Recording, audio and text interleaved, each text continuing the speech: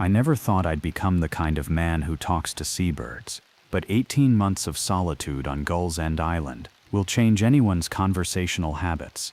The lighthouse where I work stands 47 feet above the highest tide mark. Its beacon automated for the past 60 years, but still requiring a human keeper to maintain the equipment and monitor shipping traffic through the treacherous waters off Maine's coast.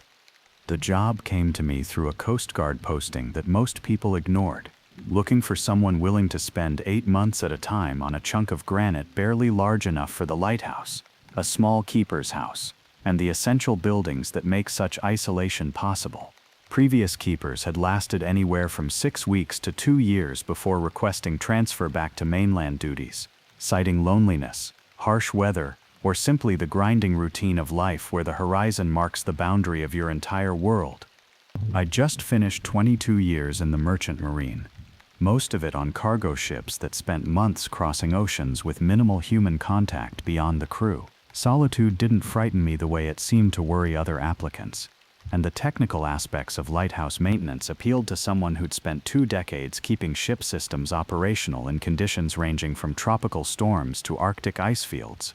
Gull's End sits 12 miles from the nearest mainland port, accessible only by helicopter or boat during the brief windows when weather and sea conditions permit safe landing. Supply runs arrive every 2 weeks during summer months, every month during winter, carrying food, equipment, mail, and the occasional inspector who needs to verify that I'm maintaining Coast Guard standards for beacon operation and navigation safety.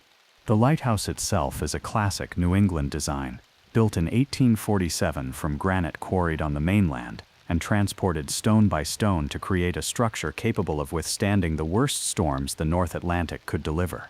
The tower rises from a foundation sunk deep into bedrock, its walls 3 feet thick at the base, and tapering to 18 inches at the top where the beacon assembly rotates through its endless cycle of illumination. My living quarters occupy the 2-story keeper's house attached to the lighthouse base, providing about 800 square feet of space that includes a kitchen, sitting room, bedroom, and the radio room where I monitor maritime communications and weather reports. A separate building houses the generators, water purification system, and maintenance workshop where I can repair most equipment failures without waiting for parts from the mainland. The work itself follows patterns established over more than a century of lighthouse operation. Each morning begins with checking the beacon assembly, cleaning the massive Fresnel lens that focuses our light into a beam visible for 20 miles, and testing the backup systems that take over if the primary equipment fails. Weather monitoring requires hourly readings from instruments that measure wind speed, barometric pressure, and wave height for reports to the National Weather Service. Shipping traffic through our area varies with the seasons, heavy during summer months when cargo vessels and fishing boats work the rich waters off the Maine coast, lighter during winter when storms and ice make the passage dangerous for all but the largest ships. I track each vessel through binoculars and radar, logging their positions and radio calls in reports that help maritime authorities coordinate rescue operations when things go wrong.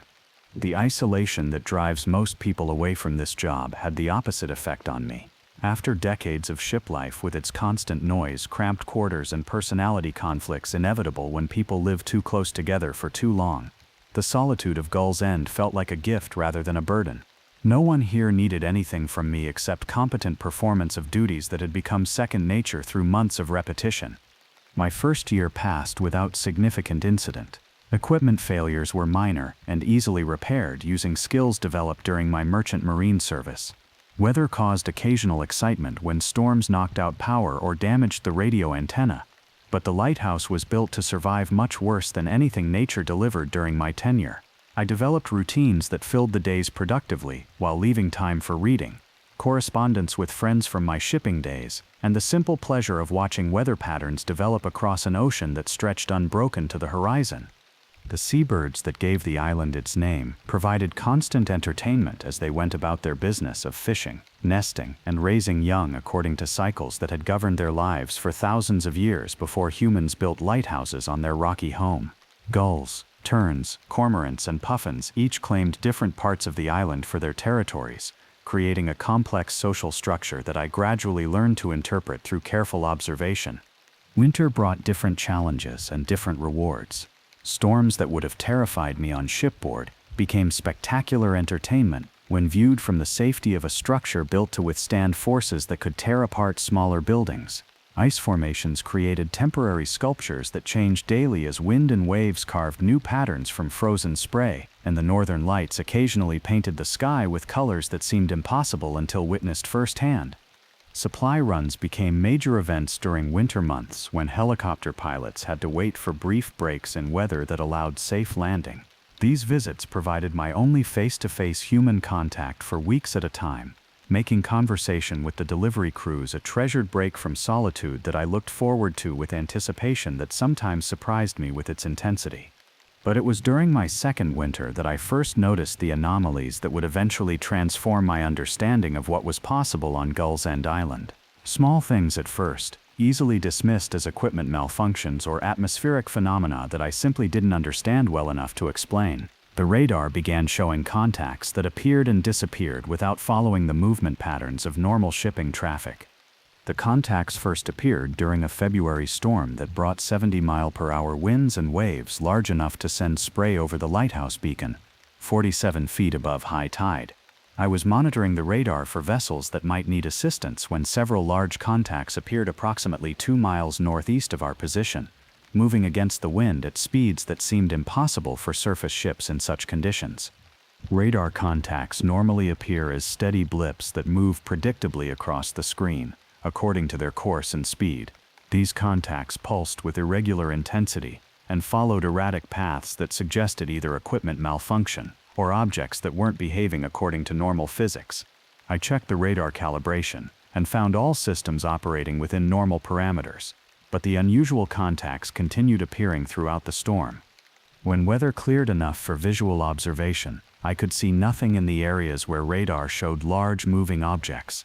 The ocean appeared empty except for the normal aftermath of heavy weather, scattered debris, foam patterns created by conflicting currents, and seabirds resuming their fishing activities after riding out the storm in whatever shelter they could find among the rocks.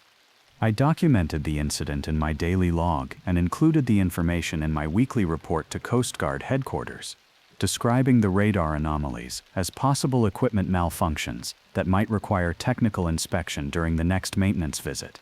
The response came back classifying my report as atmospheric interference and recommending continued monitoring without immediate action unless the anomalies began affecting beacon operation or emergency communications. March brought a series of similar incidents that established a pattern I couldn't ignore.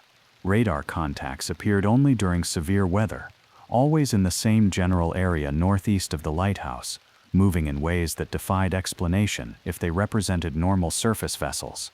The contacts never responded to radio calls, never appeared on automatic identification systems that tracked commercial shipping, and never left visible traces when weather cleared enough for direct observation.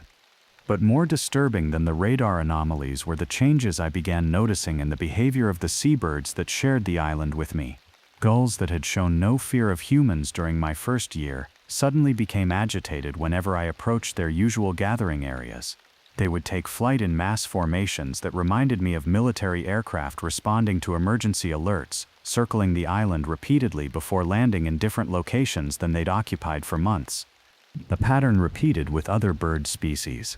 Cormorants abandoned roosting sites they'd used consistently since my arrival, moving to areas of the island they'd previously avoided. Terns changed their fishing patterns, avoiding waters where they'd successfully hunted throughout the previous year. Even the puffins, normally the most predictable in their habits, began gathering in large groups that would suddenly take flight for no apparent reason. I started keeping detailed records of animal behavior alongside my weather observations and equipment maintenance logs, trying to identify environmental factors that might explain the changes I was witnessing. Ocean temperature, wind patterns, and food availability all remained within normal ranges for the season, yet the birds continued acting as if responding to threats I couldn't detect. The first direct evidence that something unusual was happening came during a clear night in late March when I was conducting routine maintenance on the beacon assembly. The work required shutting down the light for approximately 30 minutes while I replaced components in the rotation mechanism, leaving the lighthouse dark for the first time since my arrival on the island. With the beacon extinguished, the night sky revealed details normally obscured by our powerful light. Stars appeared with brilliant clarity in the absence of local illumination, and I could see the faint aurora that occasionally reached latitudes this far south. But moving among the familiar constellations were lights that definitely didn't belong to any astronomical phenomena I recognized. 3 distinct light sources moved across the sky in formation, maintaining precise spacing while changing direction in coordinated maneuvers that suggested intelligent control rather than natural phenomena. The lights were too bright to be aircraft navigation lights, and moved too slowly to be meteors, yet they demonstrated capabilities that exceeded anything in my experience with conventional aviation. I watched the lights for approximately 15 minutes, trying to estimate their altitude, speed, and flight characteristics, using methods learned during merchant marine training for identifying aircraft and ships at sea. The objects appeared to be operating at considerable altitude, perhaps several miles above sea level, but their exact distance was impossible to determine without reference points for comparison. The lights maintained their formation while executing maneuvers that would have been impossible for conventional aircraft. Sharp turns without apparent deceleration, sudden stops followed by rapid acceleration, and changes in altitude that seemed to ignore normal considerations of gravity and momentum. Most unsettling was their apparent awareness of the lighthouse beacon's schedule, as they disappeared from view moments before I reactivated our light. I completed my maintenance work and restored beacon operation according to standard procedures, but spent the remainder of the night monitoring the sky for any return of the unusual lights. They didn't reappear, leaving me to wonder whether I'd witnessed some kind of military exercise, atmospheric phenomenon, or something else entirely. Documentation of the incident went into my daily log with careful attention to objective description rather than speculation about what I might have observed. My weekly report to Coast Guard headquarters included the sighting as a potential navigation hazard that warranted investigation, though I emphasized the light's high altitude and lack of apparent threat to surface shipping.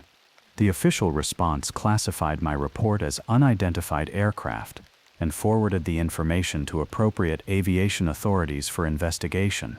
No follow-up communication addressed whether any military or civilian flights had been authorized in our area, leaving me uncertain whether my sighting represented routine operations or something more unusual. April brought warmer weather and the return of regular supply runs, ending the isolation that had characterized winter months on Gull's End.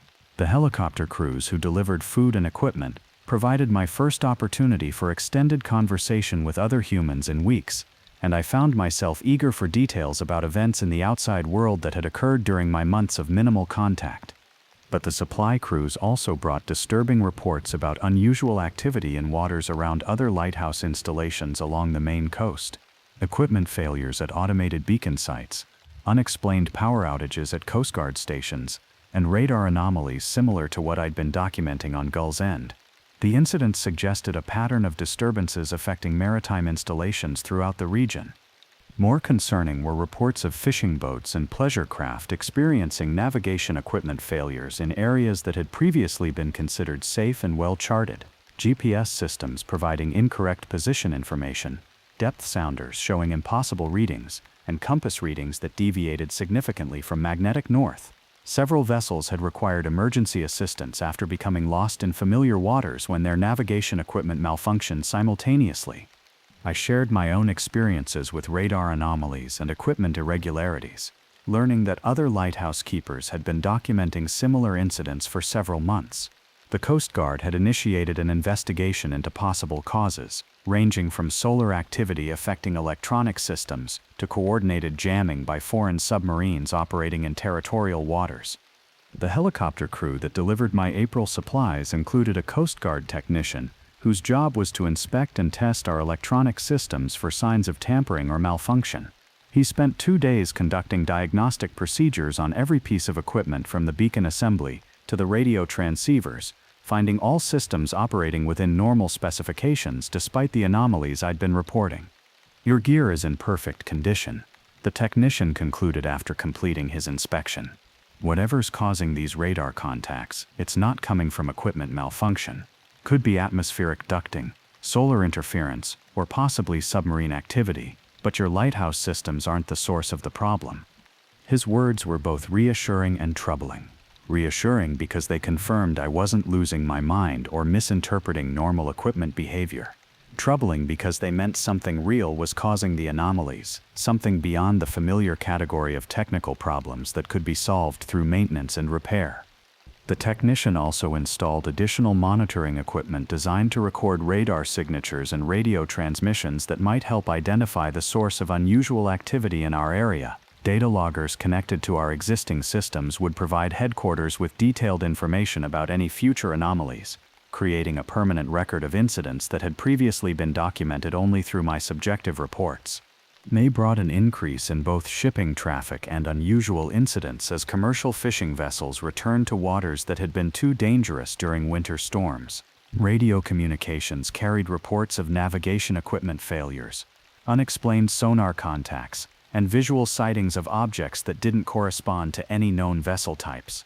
The fishing boat Mary Catherine reported radar contact with a large object approximately 4 miles northeast of Gull's End, moving at constant speed on a heading that would bring it close to shipping lanes. When they altered course to investigate, their navigation equipment failed completely, forcing them to return to port using compass and dead reckoning methods learned before GPS made traditional navigation skills obsolete. "Never seen anything like it," Captain Morrison told me during a radio conversation later that day. Radar showed something the size of a cargo ship, but when we got close enough for visual contact, there was nothing there. Just empty ocean. Then our GPS started showing positions that put us hundreds of miles from where we actually were. Similar reports came from other fishing vessels working waters around Gull's End throughout the month. Large radar contacts that disappeared when approached visually, navigation equipment providing impossible readings, and sonar systems detecting underwater objects that moved too fast and too deep to be conventional submarines. The incidents weren't limited to fishing boats. Coast Guard vessels investigating the reports experienced their own equipment failures and unexplained contacts. Even aircraft conducting aerial surveys of the area reported navigation anomalies and visual sightings of objects that didn't appear on their radar systems.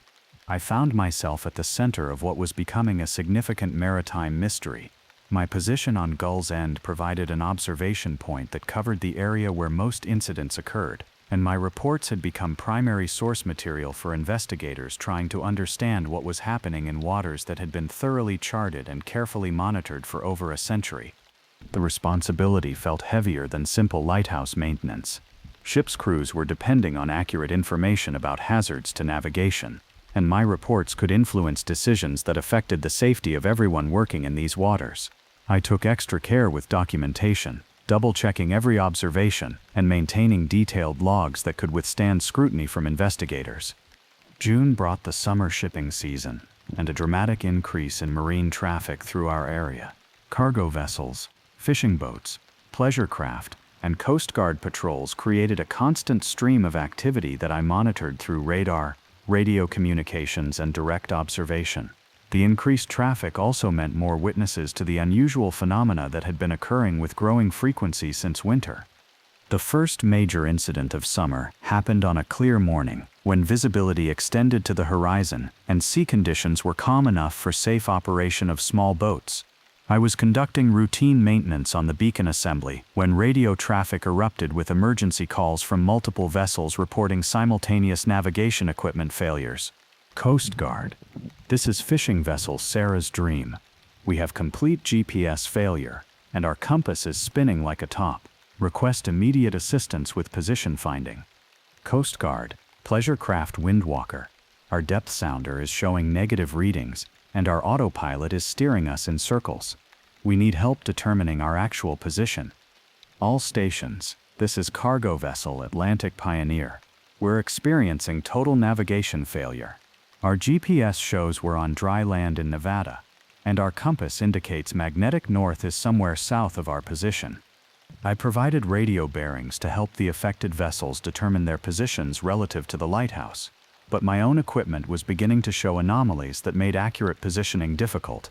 Our radar displayed contacts that moved independently of wind and current, and the automatic beacon timing system had developed an irregular pattern that suggested interference with our master clock. Through binoculars, I could see several of the affected vessels as they struggled to maintain course without reliable navigation equipment. Their erratic movements confirmed the radio reports of equipment failure, but I could also see something else that didn't appear on any radar screen or radio transmission. Above the affected area, approximately 2 miles northeast of the lighthouse, the air itself seemed to be shimmering like heat waves rising from hot pavement. The distortion was subtle, visible only when atmospheric conditions created the right contrast against the horizon, but it was definitely present and appeared to be moving slowly across the water. The shimmer covered an area roughly the size of a football field and maintained its integrity while drifting south toward the shipping lanes. Vessels that entered the affected area immediately reported navigation equipment failures, while those outside the distortion continued operating normally.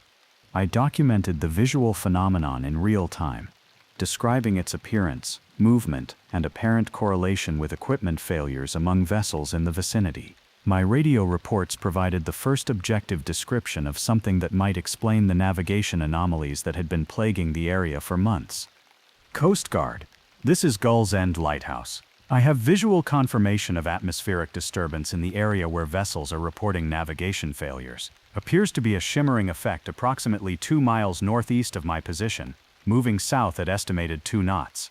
Gull's End, this is Coast Guard Station Rockland. Can you provide more detailed description of the visual disturbance? Rockland. The disturbance appears as a heat shimmer or mirage effect covering approximately 10 acres of ocean surface. It's moving independently of wind and current, and vessels entering the affected area immediately report navigation equipment failures. The Coast Guard dispatched a patrol boat to investigate the phenomenon I described, but by the time they reached the coordinates, the shimmer had dissipated and navigation equipment throughout the area had returned to normal operation. The incident lasted approximately 45 minutes from start to finish, long enough to affect a dozen vessels but brief enough to avoid serious casualties. Investigation of the incident focused on atmospheric conditions that might create unusual refractive effects capable of disrupting electronic navigation systems. Meteorologists examined weather data for temperature inversions, humidity gradients, and other factors that could bend electromagnetic radiation in ways that would interfere with GPS and radio communications. But no atmospheric explanation could account for the precise timing of equipment failures or the way the disturbance had moved against prevailing wind and current patterns. Temperature and humidity data showed normal conditions for the season, with no anomalies that would create the kind of massive refractive effects necessary to disrupt navigation systems across such a wide area. The incident report classified the event as unexplained atmospheric phenomenon and recommended continued monitoring of the area for similar occurrences. Additional Coast Guard patrols were assigned to provide backup navigation assistance to vessels working waters around Gull's End, but no explanation was offered for what had actually caused the equipment failures. July brought a series of smaller incidents that followed the same pattern. Navigation equipment failures affecting multiple vessels simultaneously, lasting for periods ranging from 15 minutes to 2 hours, always occurring in the same general area northeast of the lighthouse. I documented each event with increasing detail as I learned to recognize the early signs that preceded equipment failures. The visual distortions became more apparent as I developed techniques for spotting them against varying backgrounds and lighting conditions. They appeared as areas where light behaved differently, creating subtle differences in color and clarity that were visible only to careful observation. The distortions moved with apparent purpose rather than following random paths, suggesting control by some form of intelligence. More disturbing was the discovery that the phenomena weren't limited to daytime hours. Clear nights revealed distortions that affected starlight, creating areas where familiar constellations appeared warped or displaced from their normal positions. The effects were subtle enough that they might have gone unnoticed by casual observers, but systematic monitoring showed consistent patterns of light distortion in the same areas where daytime equipment failures occurred. I began photographing the distortions using techniques learned during merchant marine training for documenting unusual weather phenomena and navigation hazards. Most photographs showed only empty ocean or normal sky, but careful analysis occasionally revealed subtle differences in light patterns that confirmed the presence of something that affected electromagnetic radiation. The photographic evidence provided objective documentation of phenomena that had previously been described only through subjective reports. Coast Guard investigators examined the images using enhancement techniques that revealed distortion patterns invisible to normal observation. confirming that something was definitely present in the areas where navigation equipment failures occurred. August marked 6 months since the anomalies had first appeared, and patterns were emerging that suggested regular schedules or triggering conditions for the unusual activity. Equipment failures occurred most frequently during specific tidal conditions, when ocean currents and atmospheric pressure created combinations that might facilitate whatever was causing the disturbances. I developed a prediction system based on environmental factors that preceded previous incidents, achieving moderate success in forecasting when navigation anomalies were likely to occur. Vessels working in the affected area could be warned in advance to rely on traditional navigation methods during high-risk periods, reducing the number of emergencies caused by simultaneous equipment failures. But the prediction system also revealed that the phenomena were becoming more frequent and more intense.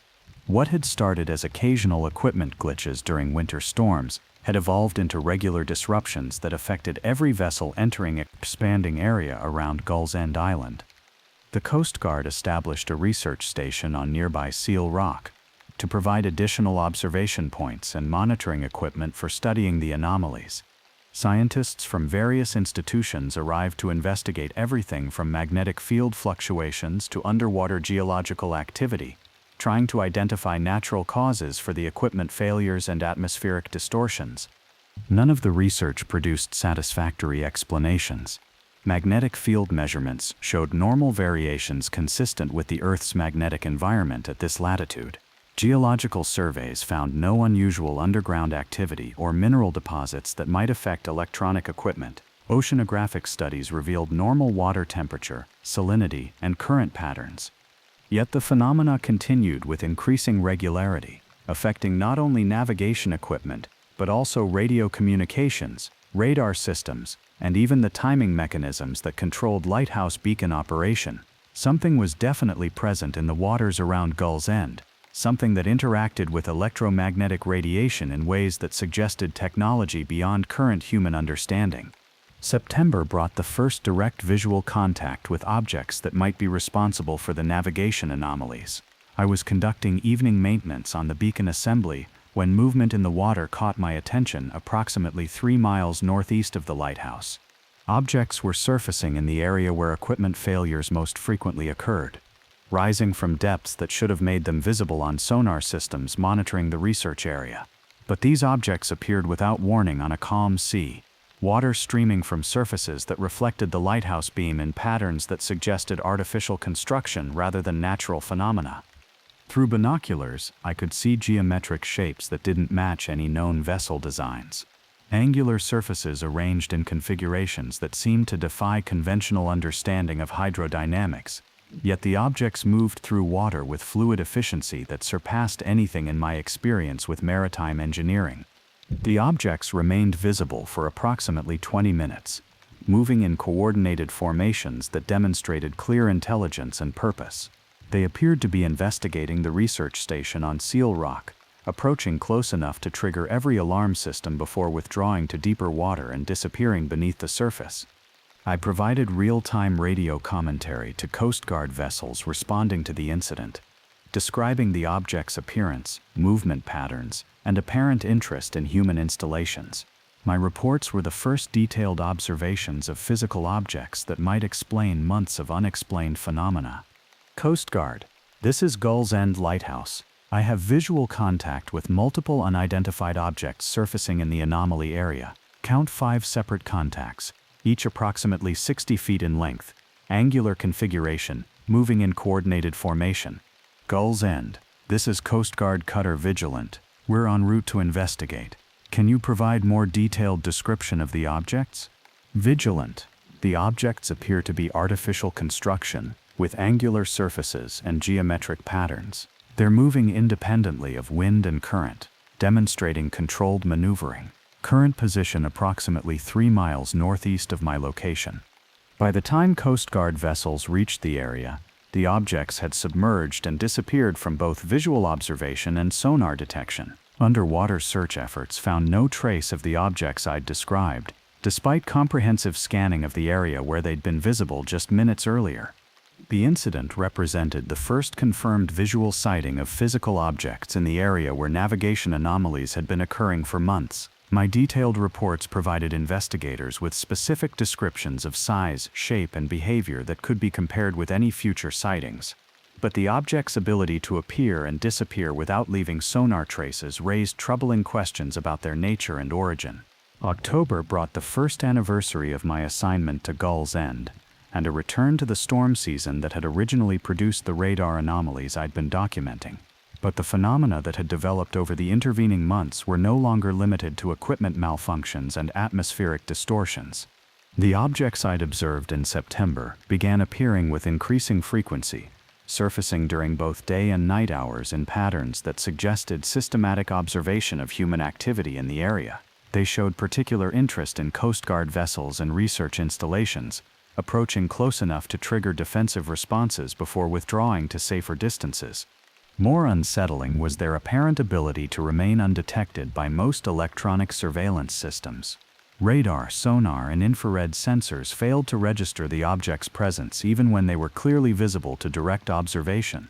Only specialized equipment installed specifically for studying the anomalies could detect signatures that confirmed something was present in areas where visual sightings occurred. The implications were staggering. Technology capable of achieving near invisibility to human detection systems, while demonstrating controlled flight and underwater operation at depths that would crush conventional vessels. Intelligence that showed awareness of human capabilities and limitations, approaching just close enough to demonstrate superiority without initiating actual conflict. Coast Guard headquarters classified the situation as a matter of national security and restricted access to information about the incidents occurring around Gull's End. My reports were now classified documents that required security clearances to access, and additional personnel arrived on the island to monitor communications and ensure operational security. The research station on Seal Rock was expanded to include military specialists with equipment designed for detecting and tracking objects that conventional systems couldn't identify.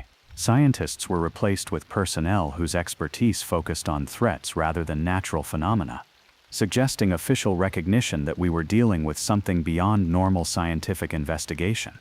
But despite the increased security and sophisticated monitoring equipment, the objects continued their systematic observation of human activity, with apparent immunity to defensive measures. They demonstrated capabilities that exceeded human technology by margins that suggested either significant advances in science or origins that weren't terrestrial. I found myself at the center of what was becoming the most significant maritime mystery in recent history. My position on Gull's End provided the best observation point for phenomena that were challenging fundamental assumptions about what was possible in Earth's oceans, and my reports had become primary source material for investigators from multiple government agencies. November brought winter weather and a temporary decrease in shipping traffic, but the unusual activity around Gull's End continued with patterns that suggested the phenomena were independent of human presence. Objects surfaced during storms when no vessels were operating in the area, and atmospheric distortions appeared regardless of weather conditions or maritime traffic. The realization that we were being observed was both fascinating and terrifying. Something with capabilities far beyond human technology was conducting systematic surveillance of our activities, demonstrating awareness of our defensive capabilities, while remaining largely immune to our attempts at detection and tracking. More disturbing was the gradual expansion of the affected area. Navigation anomalies that had originally been limited to waters immediately around Gull's End were now occurring across a 50-mile radius that encompassed major shipping lanes and several coastal ports. The phenomena were spreading, and human technology seemed powerless to prevent or control their expansion. The wildlife on Gull's End had adapted to the presence of whatever was operating in our waters, resuming normal feeding and nesting behaviors after months of agitation. The birds seemed to recognize that the objects posed no direct threat to them, treating the appearances as normal environmental features rather than sources of danger. I took some comfort from the animals' adaptation, interpreting their behavioral changes as evidence that coexistence might be possible despite the vast technological gap between human capabilities and whatever intelligence was observing us. The objects had demonstrated power that could easily destroy our installations, yet they showed restraint that suggested peaceful intentions. December marked my second winter on Gull's End, and a transformation in my understanding of humanity's place in the universe.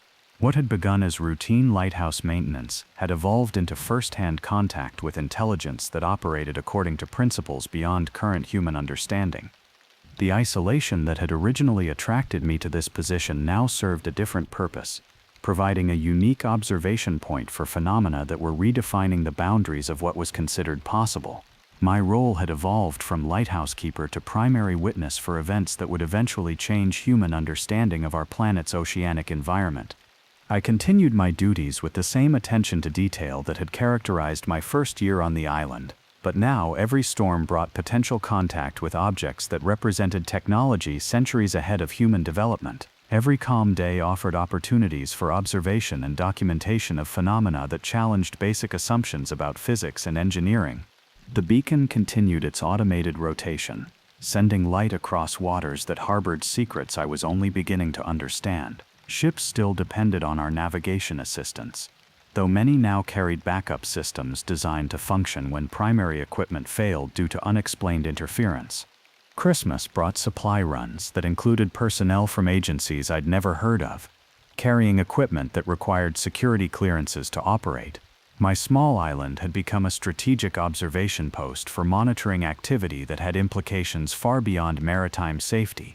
But despite the increased attention and sophisticated monitoring equipment, the fundamental mystery remained unsolved. Something was operating in the waters around Gull's End, with capabilities that exceeded human technology, demonstrating intelligence that showed awareness of our presence while maintaining its own agenda for reasons we couldn't determine. January of my second year brought a development that changed everything. Instead of simply observing human activity, the objects began demonstrating technology that appeared designed to communicate rather than threaten. Lights arranged in mathematical patterns, movements that suggested intentional signals, and electromagnetic emissions that carried information rather than random noise. The first clear attempt at communication occurred during a blizzard that had forced all surface vessels to seek shelter in protected harbors. I was monitoring weather instruments when lights appeared through the storm, arranged in geometric patterns that pulsed with obvious intelligence rather than random illumination. The patterns were mathematical, starting with simple sequences that established basic counting systems before progressing to more complex arrangements that demonstrated understanding of prime numbers, geometric relationships, and physical constants. Someone or something was using universal mathematical concepts to establish common ground for communication. I documented the light patterns using photography and detailed written descriptions, recognizing their significance as the first deliberate attempt by the objects to establish contact with human observers. The mathematical progression suggested intelligence that understood human knowledge while demonstrating capabilities that far exceeded our current technology. Coast Guard cryptographers and mathematicians analyzed the recorded patterns, confirming that they represented deliberate communication attempts using mathematical concepts that would be recognizable to any technological civilization. The complexity and sophistication of the patterns indicated intelligence at least equal to human capabilities, possibly far superior. Response protocols were developed for future communication attempts, using lighthouse beacon patterns to acknowledge the mathematical signals and demonstrate human understanding of their content. I was trained in specific light sequences that could convey basic mathematical concepts and recognition of the intelligence behind the original patterns. The first two-way communication session occurred 3 weeks later during clear weather that allowed precise observation of both transmitted and received signals. The objects appeared on schedule as if responding to previously arranged appointments, surfacing at precise coordinates that had been calculated to optimize visual contact with the lighthouse. Using the beacon control system, I transmitted light patterns that acknowledged the mathematical sequences I'd received earlier, adding simple progressions that demonstrated human understanding of the concepts being discussed. The response was immediate and clearly indicated recognition of human intelligence behind the lighthouse signals. What followed was a basic mathematical dialogue that established common understanding of physical constants, geometric relationships, and numerical systems. The exchange lasted approximately 2 hours, and concluded with light patterns that seemed to indicate satisfaction with the communication session and intention to continue future contact. The implications were staggering. Intelligent contact with beings whose technology capabilities suggested either extremely advanced human development or origins beyond Earth entirely.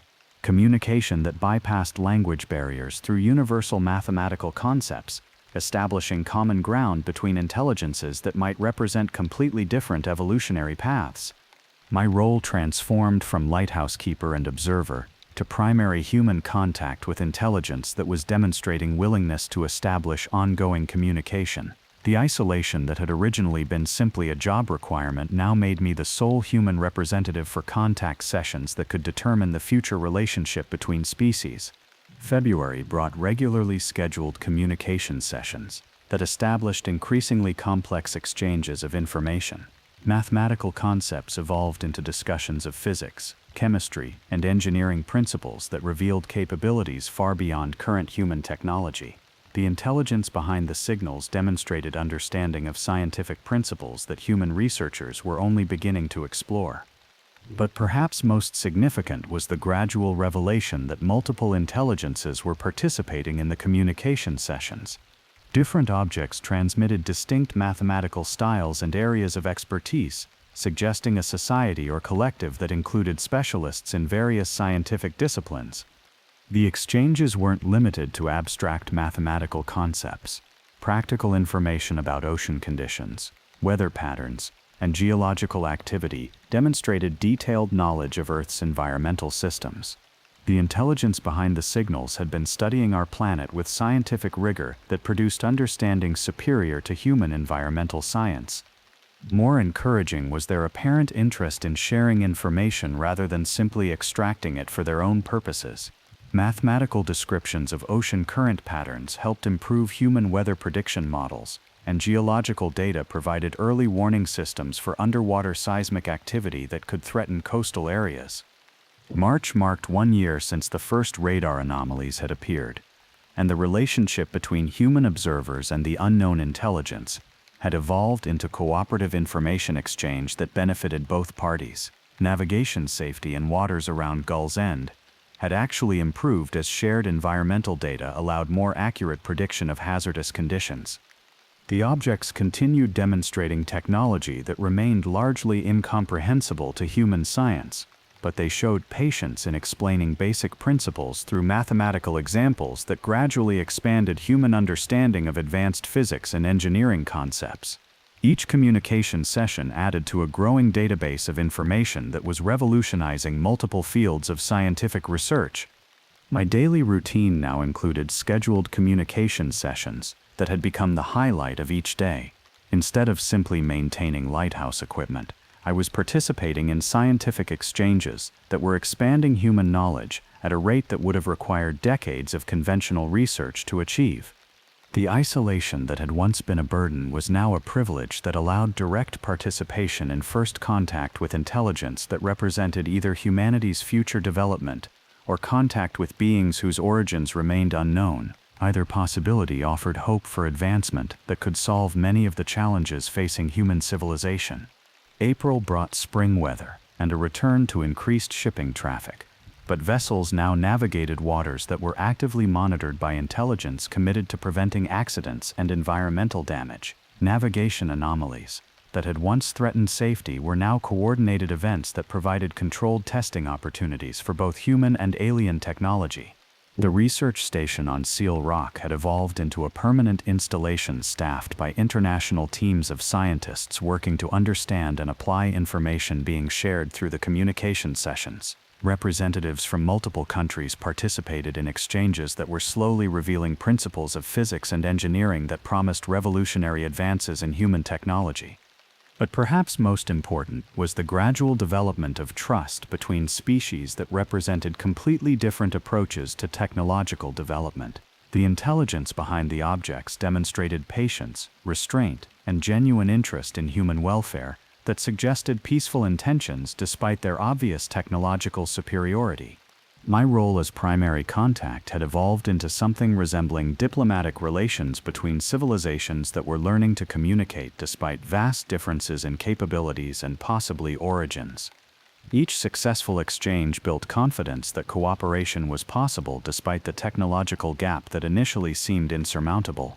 May marked 2 years since my assignment to Gull's End, and 1 year since the beginning of direct communication with intelligence that had transformed my understanding of humanity's place in the universe. What had started as routine lighthouse maintenance had become participation in the most significant development in human history. The lighthouse beacon continued its automated rotation, but now it served dual purposes: navigation aid for human vessels and communication platform for exchanges that were advancing human scientific understanding at unprecedented rates. The same light that warned ships away from dangerous rocks also carried mathematical conversations that were reshaping human knowledge of physics, chemistry, and engineering. Ships still depended on navigation assistance from Gull's End Light, but they now traveled through waters that were actively protected by intelligence committed to preventing accidents and environmental damage. The ocean that had once been a source of danger and uncertainty had become a laboratory for cooperative research between species. I maintained the equipment with the same attention to detail that had characterized my first year on the island, but now every system served the additional purpose of facilitating communication that was benefiting all participants. The isolation that had once been simply a job requirement had become a privileged position at the center of scientific cooperation that promised revolutionary advances for human civilization. The beacon rotated through its endless cycle, casting light across waters that harbored intelligence willing to share knowledge across the vast gap that separated our civilizations. Each night brought new opportunities for communication that expanded human understanding while building trust between species that had found common ground despite their differences. And in the keeper's house attached to the lighthouse base, I continued documenting events that were transforming human understanding of what was possible in Earth's oceans. My reports had evolved from routine maintenance logs to primary source material for contact protocols that would govern future relations between civilizations. The seabirds that had given the island its name continued their ancient cycles of fishing and nesting, now sharing their rocky home with technology that represented either humanity's future or contact with intelligence that originated beyond Earth entirely.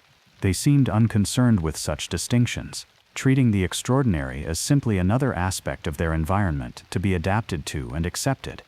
June brought summer weather and the anniversary of my first clear visual contact with the objects that had been transforming life on Gull's End Island.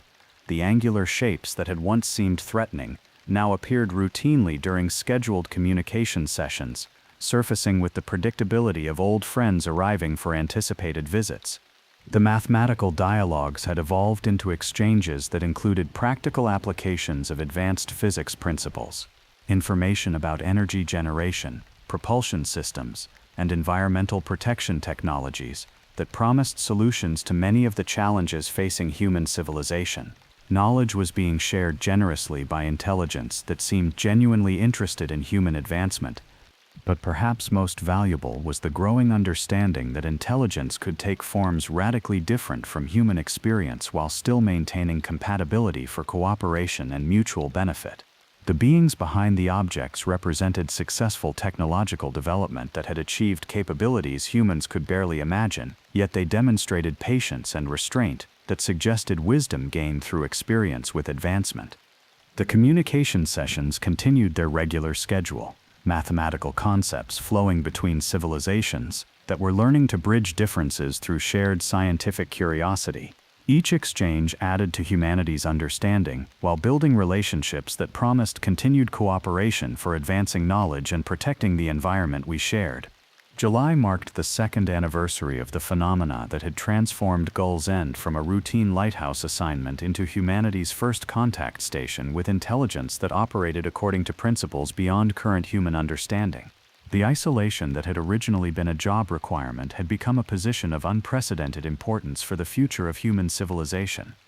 I continued my duties as lighthouse keeper, maintaining equipment that served both its original purpose of navigation safety and its new role as communication platform for scientific exchanges that were revolutionizing human understanding of physics and engineering. Each day brought new opportunities for learning that expanded knowledge while building trust between species. The beacon continued its endless rotation, casting light across waters that had become a laboratory for cooperative research between civilizations. Ships navigated safely through areas that were actively monitored by intelligence committed to preventing accidents. while scientists from around the world studied information being shared through mathematical dialogues. In the Keeper's House, I documented events that were redefining humanity's understanding of our place in the universe.